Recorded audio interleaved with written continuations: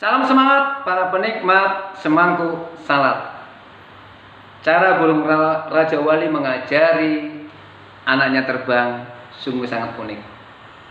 Pertama kali memang dia membuat sarang itu dari carang atau ranting-ranting yang keras dan tajam. Kemudian disalut, dibungkus lagi dengan ranting-ranting yang lebih lunak, daun-daun dan rumut-rumutan.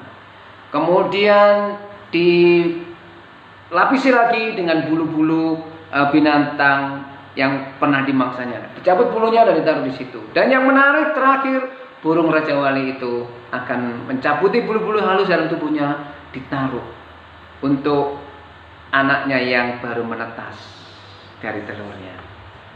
Nah, setelah beberapa saat, beberapa minggu kemudian, sudah waktunya anak Raja Wali ini harus belajar terbang.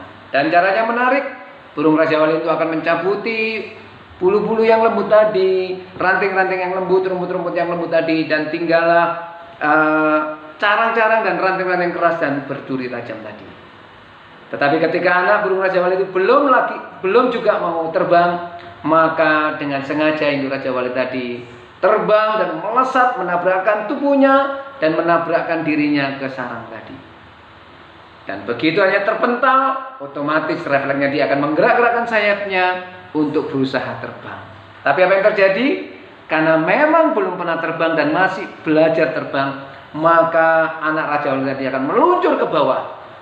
Tetapi sebelum tubuh anak burung Raja Wali tadi menghujam tanah, induknya sudah terbang melesat dan menyambar anaknya dan membawa lagi terbang tinggi, dilepaskan lagi, ditangkap lagi, dilepaskan lagi, ditangkap lagi. Demikian seterusnya sampai anak Raja Wali itu bisa terbang. Saudara yang terkasih dalam kasih Tuhan Yesus Kristus, cerita atau kisah burung Raja Wali ini sebenarnya bisa menjadi bahan refleksi dan ilustrasi bagi kehidupan kita. Tidak ada manusia berkualitas, berkarakter, tangguh, dan punya mental baja untuk menghadapi kehidupan yang keras ini dilahirkan dari hanya zona nyaman demi zona nyaman. Orang berkualitas, pribadi yang berkarakter kuat dan bermental baja dilahirkan dari proses yang keras dan berkualitas. Itu juga yang terjadi dalam kehidupan Daud. Kita seringkali mendengar cerita Daud ketika mengalahkan Goliat, begitu hebatnya, begitu heroiknya, dan kita takjub.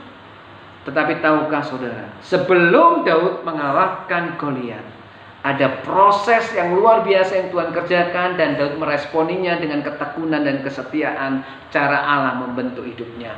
Mari kita membaca 1 Samuel 17 ayat 34 dan 35. Tetapi Daud berkata kepada Saul, "Hambamu ini biasa menggembalakan kambing domba ayahnya. Apabila datang singa atau beruang yang menerkam seekor domba dari kawanannya, maka aku akan menghajarnya dan melepaskan domba itu dari mulutnya. Kemudian apabila ia berdiri menyerang aku, maka aku menangkap janggutnya, lalu menghajarnya dan membunuhnya." Ini adalah proses kehidupan yang dialami oleh Daud sebelum dia menghadapi Goliat dan berhasil mengalahkannya. Kenapa Daud yang kecil, yang masih muda belia bisa mengalahkan pendekar pilih tanding dari Filistin yang bernama Goliat? Karena dia sudah lulus dalam proses kehidupan yang begitu keras tapi berkualitas, yang dicanangkan Tuhan, yang programmingnya Allah sendiri.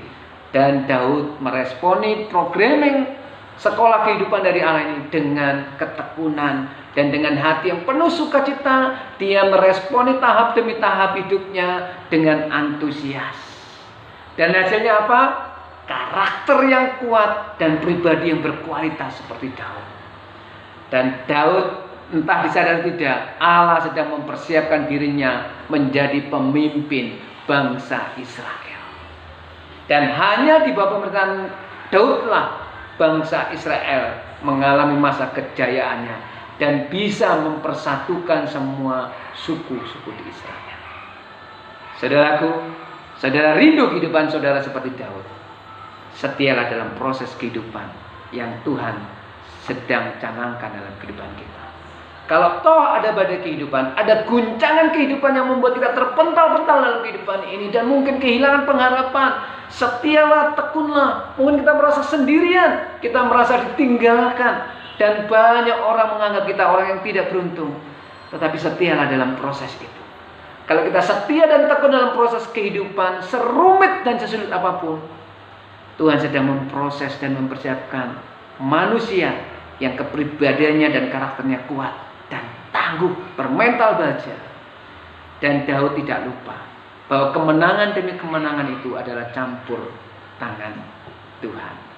Jadi mari kita hayati dan jalani kehidupan ini dengan antusias. Apapun proses yang sedang kita alami, jalani dan alami itu dengan setia. Karena Tuhan punya program yang sangat luar biasa untuk mencetak, membentuk hidupmu menjadi manusia yang berkualitas, berkarakter kuat, bermental baja, tangguh, dan terlebih mencintai Tuhan. Selamat diproses oleh Tuhan. Tuhan memberkati.